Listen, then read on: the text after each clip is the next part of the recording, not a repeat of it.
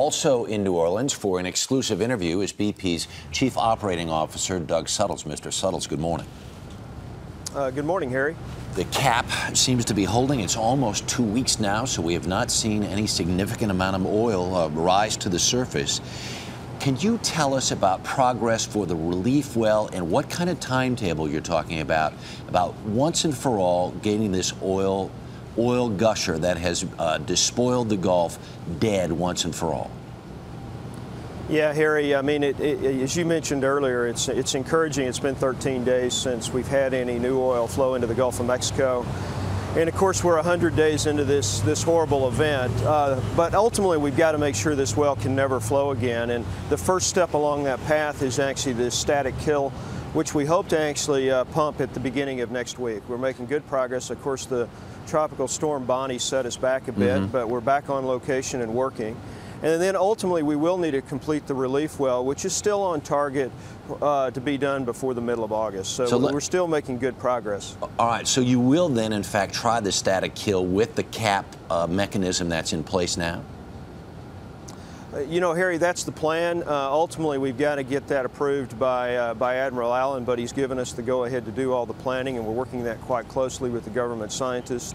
And we do hope we actually get to the point that everyone agrees it's the right thing to do to pump that job. And the timeline would look like the beginning of next week. All right.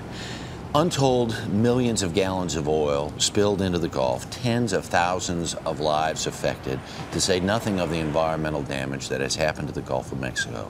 At day 100, as you and your co-workers at BP reflect on this for a moment, what is the most important lesson you all have learned?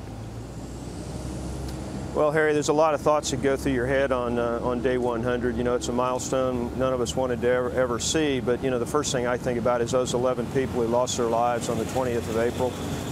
We've got so many things to learn from this accident, and actually many things will change. What I do know is a few things, Harry.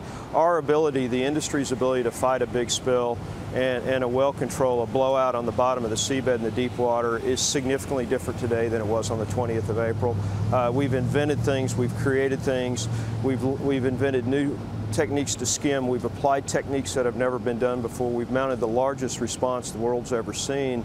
And those lessons will be available to the industry, to the entire world, to help if this ever were to happen again, and hopefully it never will. But if it did, that knowledge will be out there for everyone to use. But what about the responsibility you and other people in the oil business and oil exploration have, not just to, say, the people in the Gulf, but any place that you're exploring for oil? Well, you know, Harry, one of the things that's probably had a huge impact on me personally is I've been across the Gulf Coast for the last 100 days. I've met lots of people, fishermen, people that own restaurants, community leaders, mayors, governors.